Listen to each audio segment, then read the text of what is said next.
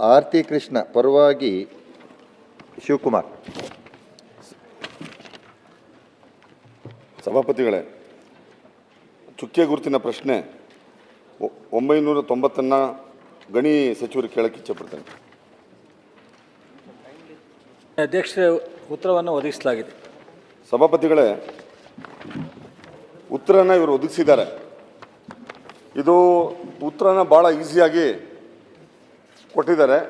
ಏನೇನಾಗಿದೆ, ಯಾವ ಥರ ಆಗಿದೆ ಅಂತ ಅಂದ್ಬಿಟ್ಟು ಕೊಟ್ಟು ಮುಗಿಸಿದ್ದಾರೆ. ಇಲ್ಲಿ ಪ್ರಶ್ನೆ ಇರೋದೇನಂತಂದರೆ, ACC ಸಿಮೆಂಟು 1963 ಪ್ರಾರಂಭ ಆದ್ರೂ ಭಾಳ ವರ್ಷಗಳಿಂದ ಅಲ್ಲಿ ಸಾವಿರಾರು ಜನ ಕಾರ್ಮಿಕರಿದ್ದಾರೆ. ಆದರೆ ಅದಾನಿ ಗ್ರೂಪ್ ಅವರು ತಗೊಂಡ್ಮೇಲೆ ಅವರು 837 ಕೋಟಿನ ಅವರು ದುಡ್ಡು ಕೊಟ್ಟಬೇಕಾಗಿತ್ತು, ರಾಯಲ್ಟಿನ. ಇವತ್ತವರೆಗೂ ಅವರು ರಾಯಲ್ಟಿ ಕೊಟ್ಟಿಲ್ಲ. ಇನ್ನೊಂದು ಕಡೆಗೆ ಅವರು ಲೀಸ್ ತೊಗೊಂಡಿದ್ದಾರೆ. ಲೀಸ್ ತೊಗೊಂಡ್ಬಿಟ್ಟು ಅವ್ರಿಗೆ ಏನು ಡೆಪ್ಟಿ ಕಮಿಷನರು ಮತ್ತು ಮೈನ್ಸ್ ಆ್ಯಂಡ್ ಜಿಯಾಲಜಿ ಅವರು ಏನು ರಿಪೋರ್ಟ್ ಕೊಟ್ಟಿದ್ದಾರೆ, ಅದರಲ್ಲಿ 367 ಕೋಟಿ ರೂಪಾಯಿನ ಕಟ್ಟಬೇಕು ಅಂತಂದ್ಬಿಟ್ಟು ಹೇಳಿದರು. ಯಾವತ್ತು 13/3/23. ಆದರೆ ಇವತ್ತವರೆಗೂ ಕಟ್ಟಿಲ್ಲ. ಮತ್ತು 24ರಲ್ಲಿ ಒಂದು ರಿಮೈಂಡರ್ ಕೊಟ್ಟಿದ್ದಾರೆ. ಈ ಥರ ನೀವು ಅದಾನಿ ಗ್ರೂಪಿಗೆ ಮಾತ್ರ ನೀವು ಹೆಂಗೆ ಪರ್ಮಿಷನ್ ಕೊಟ್ರಿ? ನೀವು what prompted you to exempt them from this royalty? ನೀವು ಯಾರಾದರೂ ಬಂಡೆ ಹೊಡೆಯೋನು ಯಾರಾದರೂ ಇದ್ದರೆ, ಎಲ್ಲೋ ಟೇಕಲ್ ಬೆಟ್ಟದಲ್ಲಿ ಯಾರಾದರೂ ಒಬ್ಬ 2 ಎಕರೆ ಬಂಡೆ ಹೊಡಿತಾ ಇದ್ರೆ ರಾಯಲ್ಟಿ ಕಟ್ಟಿಲ್ಲ ಅಂದರೆ ನೀವು ಅವಕಾಶ ಕೊಡೋದಿಲ್ಲ. ನೀವು ಅವನ್ನ ಕರ್ಕೊಂಬಂದು ನೀವು ಸೀಸ್ ಮಾಡ್ತೀರಿ. ನೀವು ಎಷ್ಟು ಈ ಥರ ಕ್ವಾರಿಗಳನ್ನ ನೀವು ಸೀಸ್ ಮಾಡಿದ್ದೀರಿ? What prompted you to permit him? ಒಂದು ಕಡೆ ಕೋರ್ಟ್ಗೆ ಹೋಗಿದ್ದಾರೆ. ಕೋರ್ಟಲ್ಲಿ ಹೋಗಿರೋದು ಅವರು 837 ಕೋಟಿಗೆ ಪ್ರಶ್ನೆ ಮಾಡಿದ್ದಾರೆ. 365 ಕೋಟಿನ ಕಟ್ಸ್ಕೊಂಡಿಲ್ಲ. ನೀವು ಇಷ್ಟೆಲ್ಲ ಆಗ್ತಾ ಇದ್ರೆ ನಿಮ್ಗೇನಾದರೂ ಅಂತ ಪ್ರಭಾವ ಬೀರಿದಾರಾ? ಸರಿ, ಸಚಿವರು. ಮಾನ್ಯ ಸಭಾಪತಿಗಳೇ, CT ರವಿಯವ್ರದ್ದು ಅದೇ ಕ್ವಶನ್ ಇದೆ. ಸೇಮ್ ಕ್ವಶನ್ ಅವ್ರದ್ದು. ಲಾಸ್ಟ್ ಮಂಗಳವಾರ ಬಂದಿತ್ತು, ಈ ಮಂಗಳವಾರ ಹಾಕಿತ್ತು ಅಂತ ಹೇಳಿದ್ರಿ. ಸೊ ಅಡಿಷನಲ್ ಆಗಿ ಆಯ್ತು, ಅವೆರಡಕ್ಕೂ ಸೇಮ್ ಉತ್ತರ ಕೊಡಿ. ಎರಡೂ ಅವರು ಹೇಳ್ಬಿಟ್ರೆ ಎರಡು ಸೇಮ್ ಇದೆ. ಸರಿ, ತಡೆ ಹಿಡಿಯಲಾದ ಪ್ರಶ್ನೆಗಳಲ್ಲಿ CT ರವಿ ಅವ್ರದ್ದಿದೆ, ನೀವು ಅದನ್ನ ಪ್ರಶ್ನೆ ಕೇಳಿ. ಮಾನ್ಯ ಸಭಾಪತಿಗಳೇ, ಪ್ರಶ್ನೆ ಸಂಖ್ಯೆ 160 ಮಾನ್ಯ ಗಣಿ ಮತ್ತು ಭೂ ಅಲ್ಲ ಬೇಡಿ, ಅದನ್ನ ಕಂಟಿನ್ಯೂ ಮಾಡಿ. ಕೇಳಿದಿರಿ, ಅದನ್ನ ಹೇಳಿ, ನೀವು ಪ್ರಶ್ನೆ ಕೇಳಿ. ಈಗ ನನ್ನ ಪ್ರಶ್ನೆ ಇಷ್ಟೇ ಅವ್ರಿಗೆ ಕೇಳೋದು. ಮೊನ್ನೆನೂ ಉತ್ತರ ಕೊಟ್ಟಿದ್ರು, ಉತ್ತರ ಸಮಂಜಸವಾಗಿಲ್ಲ ಅನ್ನೋ ಕಾರಣಕ್ಕೆ ಮತ್ತೆ ಇವತ್ತು ವಿಸ್ತೃತವಾಗಿ ಉತ್ತರ ಕೊಡಿಸ್ತೀವಿ ಅಂತ ಹೇಳಿದ್ರಿ. ನಾನು ನಿಮ್ಮ ಹತ್ರ ಕೇಳೋದಿಷ್ಟೇ, ಹಳೆ ಬಾಕಿ ಎಷ್ಟು ಉಳಿಸ್ಕೊಂಡಿದ್ದಾರೆ, ಎಕ್ಸ್ಟೆಂಟ್ ಎಷ್ಟು ಅವರಿಗೆ? ನಿಮ್ಮ ಗಣಿ ನಿಯಮ ಏನು ಹೇಳುತ್ತೆ? ಬಿಡ್ಡಲ್ಲಿ ಪಾಲ್ಗೊಳ್ಳಬೇಕು ಅಂತ ಹೇಳಿದ್ರೆ ಟೆಕ್ನಿಕಲ್ ಬಿಡ್ಡು ಓಪನ್ ಮಾಡಿದ ಮೇಲೆ ಫೈನಾನ್ಷಿಯಲ್ ಬಿಡ್ ಓಪನ್ ಆಗಬೇಕು. ಹಳೆ ಬಾಕಿ ಇಟ್ಕೊಂಡವರಿಗೆ ಪಾರ್ಟಿಸಿಪೇಟ್ ಮಾಡೋಕ್ಕೆ ನಿಮ್ಮ ನಿಯಮಗಳಲ್ಲಿ ಅವಕಾಶ ಇದೆಯಾ? ಆ ರೀತಿ ಅವಕಾಶ ಇದೆ ಅಂತಂದರೆ ಯಾವ ನಿಯಮದಲ್ಲಿ ಅವಕಾಶ ಇದೆ ಹೇಳಿ. ನನಗಿರೋ ಪ್ರಕಾರ ಹಳೆ ಬಾಕಿ ಉಳಿಸ್ಕೊಂಡವ್ರಿಗೆ ಅವಕಾಶ ಇಲ್ಲ ಅಂತ ನನ್ನ ತಿಳುವಳಿಕೆ. ಆಮೇಲೆ ಹೈ ಲೆವೆಲ್ ಕಮಿಟಿ ರೆಕಮೆಂಡೇಷನ್ ಏನಿದೆ? ಹೈ ಲೆವೆಲ್ ಕಮಿಟಿ ಏನು ರೆಕಮೆಂಡ್ ಮಾಡಿದೆ? ಹಾಗೆಯೇ ಕಾನೂನು ಇಲಾಖೆಯ ಅಭಿಪ್ರಾಯವನ್ನು ಪಡೆದಿದ್ರಿ. ಕಾನೂನು ಇಲಾಖೆ ಅಭಿಪ್ರಾಯ ಏನಂತ ಕಾನೂನು ಇಲಾಖೆ ಅಭಿಪ್ರಾಯವನ್ನು ಕೊಟ್ಟಿದೆ. ಇದೆಲ್ಲವನ್ನೂ ಕಡೆಗಣಿಸಿ ಬಾಕಿ ಉಳಿಸ್ಕೊಂಡಿದ್ರೂ ಕೂಡ ಗಣಿಗಾರಿಕೆ ನಡೆಸೋದಕ್ಕೆ ಅನುಮತಿ ಕೊಟ್ಟಿರೋ ದಿನಗಡೆ ಯಾವ ಇಂಟ್ರೆಸ್ಟ್ ಇದೆ? ಸರಿ, ಹಣಕಾಸು ಇಲಾಖೆ ಏನಾದ್ರು ಸಮ್ಮತಿ ಕೊಟ್ಟಿದೆಯಾ? ಯಾಕೆಂದ್ರೆ ಇದು ಫೈನಾನ್ಷಿಯಲ್ ಮ್ಯಾಟ್ರ್ ಇದೆ. ಓಕೆ, ಸಚಿವರು ನಿಮ್ಮ ಆಮೇಲೆ ಉಪ ಪ್ರಶ್ನೆಗೆ ಅವಕಾಶ ಕೊಡ್ತೀನಿ, ಪ್ಲೀಸ್ ಇಡೋ. ಮಾನ್ಯ ಸಭಾಪತಿಗಳೇ, ರವಿಯವರು ಮತ್ತು ಆರ್ತಿ ಕೃಷ್ಣ ಅವ್ರ ಪರವಾಗಿ ಶಿವಕುಮಾರ್ ಅವರು ಇಬ್ಬರು ಒಂದೇ ಪ್ರಶ್ನೆಯನ್ನು ಎತ್ತಿದ್ದಾರೆ. ಈಗ 2 ಗಣಿಗಾರಿಕೆಯನ್ನು ಅಲ್ಲಿ ಮಂಜೂರಾಗಿರ್ತಕ್ಕಂಥದ್ದು. ಒಂದು ಏನು ಹಳೆಯದು ಗಣಿಗಾರಿಕೆ ಇದೆ, ರಾವೂರು ಅಂತ, ಚಿತ್ತಾಪುರ ತಾಲೂಕು ಇಳಗಳ್ಗಿ ಮತ್ತು ರಾವೂರು. ಹೊಸ ಅಪ್ಲೈ ಮಾಡಿರ್ತಕ್ಕಂಥದ್ದು ಕಣ್ಣೂರು ಲೈಮ್ ಸ್ಟೋನು. ಹೊಸದು ಅಪ್ಲೈ ಮಾಡಿರ್ತಕ್ಕಂಥದ್ದನ್ನು ಇನ್ನೂ ಅವರಿಗೆ ಕ್ಲಿಯರೆನ್ಸ್ ಕೊಟ್ಟಿಲ್ಲ. ಒಂದು ಅವ್ರು ಬಿಡ್ಡಲ್ಲಿ ಅಪ್ಲೈ ಮಾಡಿದ್ದಾರೆ, ಬಿಡ್ಡಲ್ಲಿ ಅವರು ನಿಂತಿದೆ. ಅದಾದಮೇಲೆ ಅವರು ಫಾರ್ಮಾಲಿಟೀಸ್ ಅಟೆಂಡ್ ಮಾಡಲಿಕ್ಕೆ 3 ವರ್ಷ ಟೈಮ್ ಕೊಟ್ಟಿದ್ದಾರೆ, ಅಟೆಂಡ್ ಮಾಡಿಲ್ಲ. ಅದಾದಮೇಲೆ 2 ವರ್ಷ ಎಕ್ಸ್ಟೆನ್ಷನ್ ಕೊಟ್ಟಿದ್ದಾರೆ, ಆವಾಗ ಕಂಪ್ಲೀಟ್ ಮಾಡಿದ್ದಾರೆ. ಆಮೇಲೆ ಒಂದು ಸ್ವಲ್ಪ ಅವ್ರು ಆನ್ಸರ್ ಮಾಡ್ತಾ ಇದ್ದಾರೆ, ಆಮೇಲೆ ಕಂಪ್ಲೀಟ್ ಮಾಡೋ ಹಂತದಲ್ಲೇ ನಮ್ಮ ಇಲಾಖೆಯಿಂದ ಬ್ಯಾಲೆನ್ಸ್ ಇರೋದ್ರಿಂದ ನೀವು ಬ್ಯಾಲೆನ್ಸ್ ಕಟ್ಟಿ ಇದನ್ನು ಮುಂದುವರಬೇಕು ಅಂತ ಹೇಳಿದ್ದಾರೆ.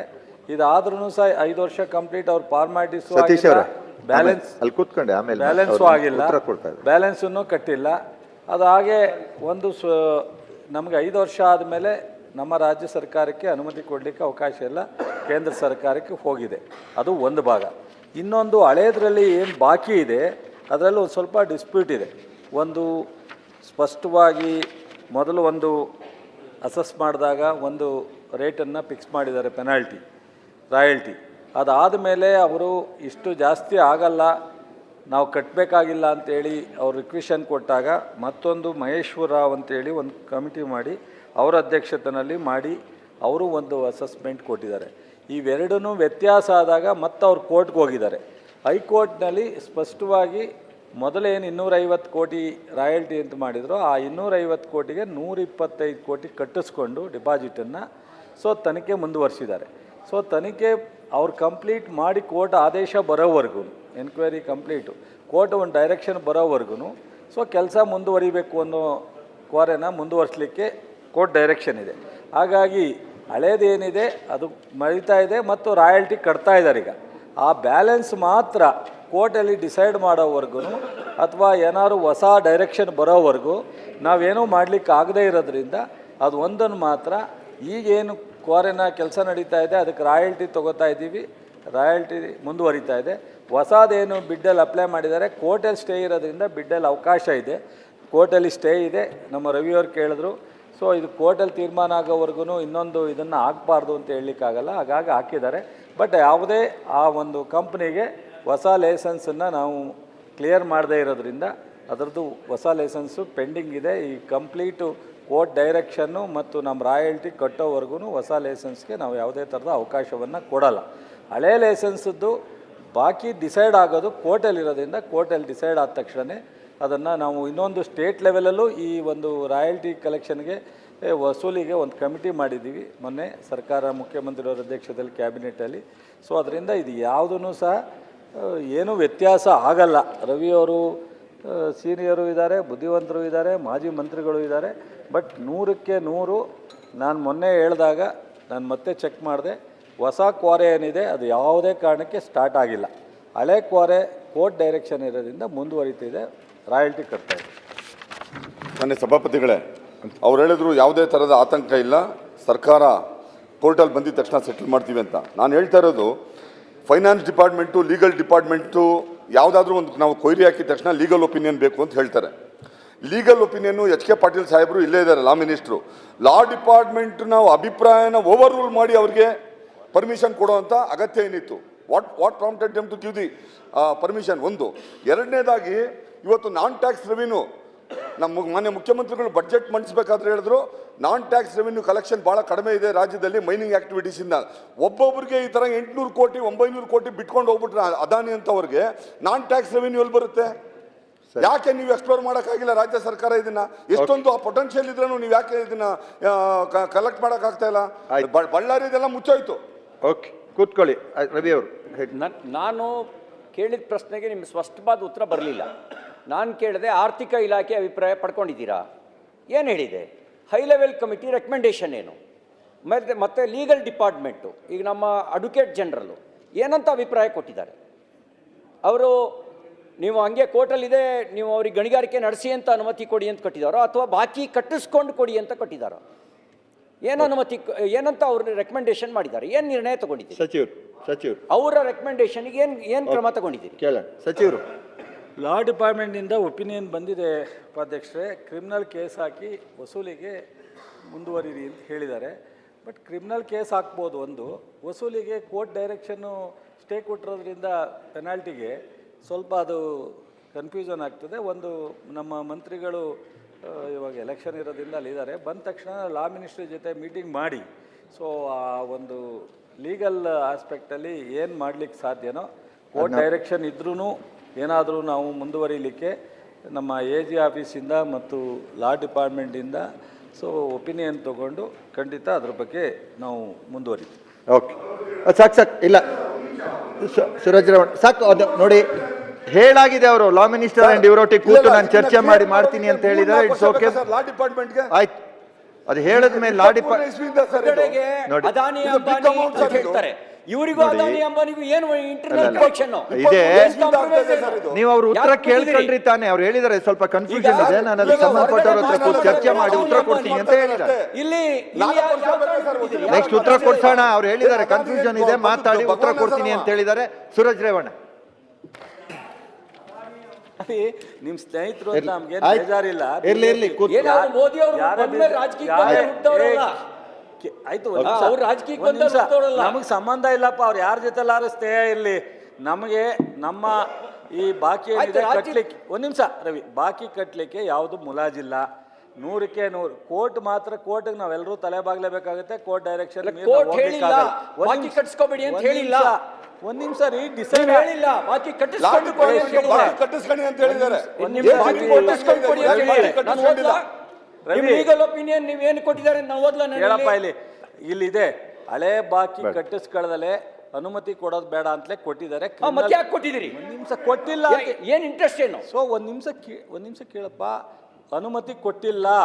ಹಳೆ ಏನ್ ಲೈಸೆನ್ಸ್ ಇದೆ ಅದನ್ನ ಮುಂದುವರಿಲಿಕ್ಕೆ ಕೋರ್ಟ್ ಡೈರೆಕ್ಷನ್ ಇದೆ. ಗಣಿಗಾರಿಕೆ ನಡೆಸ್ತಾ ಇದಾರಲ್ರಿ, ಹಳೆ ಗಣಿಗಾರಿಕೆ ಸ್ಥಗಿತ ಆಗಿಲ್ಲ.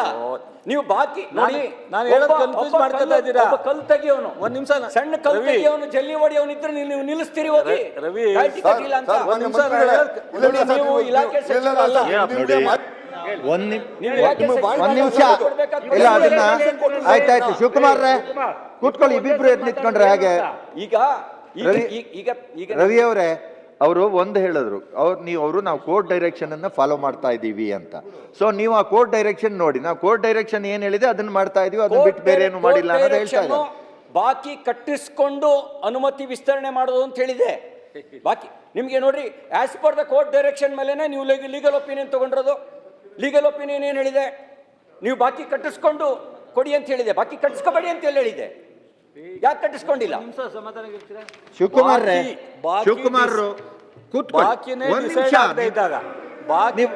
ನೋಡಿ, ಇದು ಕ್ವಶನ್ ಅವರು, ದಯವಿಟ್ಟು ಕೂತ್ಕೊಳ್ಳಿ. ಶಿವಕುಮಾರ್ ಸ್ವಲ್ಪ ತಾಳ್ಮೆಯಿಂದ ಇರ್ಲಿ, ಹೇಳಿ. ಈಗ ಬಾಕಿದೆ ಡಿಸ್ಪ್ಯೂಟ್. ಒಂದ್ ನಿಮಿಷ ಕೇಳ್ರಿ. ಇಲ್ಲಿ ಯಾರೋ ಅದಾನಿಗೆ ಇಲ್ಲಿ ನಾನು ಸಂಬಂಧ ಇಟ್ಕೊಂಡಿಲ್ಲ, ಕೇಳ್ರಿ ಒಂದ್ ನಿಮಿಷ ದಯಮಾಡಿ. ರವಿ ಅವರು, ನಿಮ್ಗೆ ನಾನು ಹೇಳ್ತಕ್ಕಂಥದ್ದು ಬಾಕಿನೇ ಡಿಸ್ಪ್ಯೂಟ್ ಇರೋದು. ಆ ಡಿಸ್ಪ್ಯೂಟ್ಗೋಸ್ಕರನೇ ಕೋರ್ಟ್ಗೆ ಹೋಗಿರೋದು. ವಸೂಲಿ ಹೆಂಗೆ ಮಾಡ್ತೀರಾ? ಎಷ್ಟು ಅಂತ ಡಿಸೈಡ್ ಆಗದಲ್ಲೇ ವಸೂಲಿ ಹೆಂಗೆ ಮಾಡ್ತೀರಾ? ದಯಮಾಡಿ ಲಾ ಡಿಪಾರ್ಟ್ಮೆಂಟು ವಸೂಲಿ ಮಾಡೋವರೆಗೂ ಮುಂದಿನ ಇದನ್ನು ಅನುಮತಿ ಕೊಡೋದು ಆದಷ್ಟು ಬೇಗ. ಮತ್ತೆ ನಾನು ಹೇಳಿದೆ, ಮಂತ್ರಿಗಳು ಬಂದ ಮೇಲೆ ಅಥವಾ ಮಂತ್ರಿಗಳು ಬರೋದು ಒಂದು ಕಡೆ ಆಗಲಿ, ಅವರು ಎಲೆಕ್ಷನ್ ಇರೋದ್ರಿಂದ ತಕ್ಷಣ ಲಾ ಡಿಪಾರ್ಟ್ಮೆಂಟ್ ಜೊತೆ, ಲಾ ಮಿನಿಸ್ಟ್ರು ಇಲ್ಲೇ ಇದ್ದಾರೆ, AG ಅವ್ರ ಜೊತೆ ಮೀಟಿಂಗ್ ಮಾಡಿ ಇದ್ರ ಮಧ್ಯದಲ್ಲೂ ಏನಾದ್ರೂ ನಾವು ಕ್ರಮ ತಗೊಳ್ಳಿಕ್ಕೆ ಅವಕಾಶ ಇದ್ರೆ 100ಕ್ಕೆ 100 ತಗೋತೀವಿ. ಅವರೊಟ್ಟಿಗೆ ಚರ್ಚೆ ಮಾಡಿ ನಿಮ್ಗೆ ಅವರಿಗೆ ಉತ್ತರವನ್ನು ಕೊಡುವಂತ ಕೆಲಸ ಮಾಡಿ. ಸಾಕು ರವಿ ಅವರೇ. ಒಂದೇ ನಿಮಿಷ ಸಭಾಪತಿಗಳೇ. 5/10/2020 ಟೆಂಡರ್ ಅಧಿಸೂಚನೆಯ ನಿಯಮ ಮತ್ತು ಷರತ್ತುಗಳ ಪ್ರಕಾರ ಆದ್ಯತೆಯ ಬಿಡ್ಡುದಾರರನ್ನು ಯಶಸ್ವಿ ಬಿಡ್ಡುದಾರ ಎಂದು ಪರಿಗಣಿಸಬೇಕಾದರೆ ಆ ಕಂಪನಿಯು ಈ ಹಿಂದೆ ನಡೆಸಿದ ಗಣಿಗಾರಿಕೆಗೆ ಚಟುವಟಿಕೆಗೆ ಸಂಬಂಧಿಸಿದ ನಿರ್ಧರಿಸಲಾದ ಎಲ್ಲ ಬಾಕಿ ಮೊತ್ತವನ್ನು ಪಾವತಿಸಿರಬೇಕು. ಆಗಿದ್ದಾಗ ನೀವು ಗಣಿಗಾರಿಕೆ ನಡೆಯೋಕೆ ಯಾಕೆ ಅವಕಾಶ ಕೊಟ್ಟಿದ್ದೀರಿ? ಬಾಕಿ ಕಟ್ಸ್ಕೊಳ್ಳಿ. ಇಲ್ಲ, ಕೂತ್ಕೊಳ್ಳಿ ರವಿ ಅವರು. ಸಚಿವರೇ, ರೂಲ್ಸ್ ನ ಫಾಲೋ ಮಾಡಿ ಅದೇನಿದೆ ಅದಕ್ಕೆ ಜಸ್ಟಿಸ್ ಕೊಡಿ ಅಷ್ಟೇ. ಹೆಚ್ಚಿನ ವಿಡಿಯೋಗಳಿಗೆ ಪ್ರತಿಧ್ವನಿ ಯೂಟ್ಯೂಬ್ ಚಾನೆಲ್ ಸಬ್ಸ್ಕ್ರೈಬ್ ಮಾಡಿ, ಬೆಲ್ ಐಕಾನ್ ಕ್ಲಿಕ್ ಮಾಡಿ.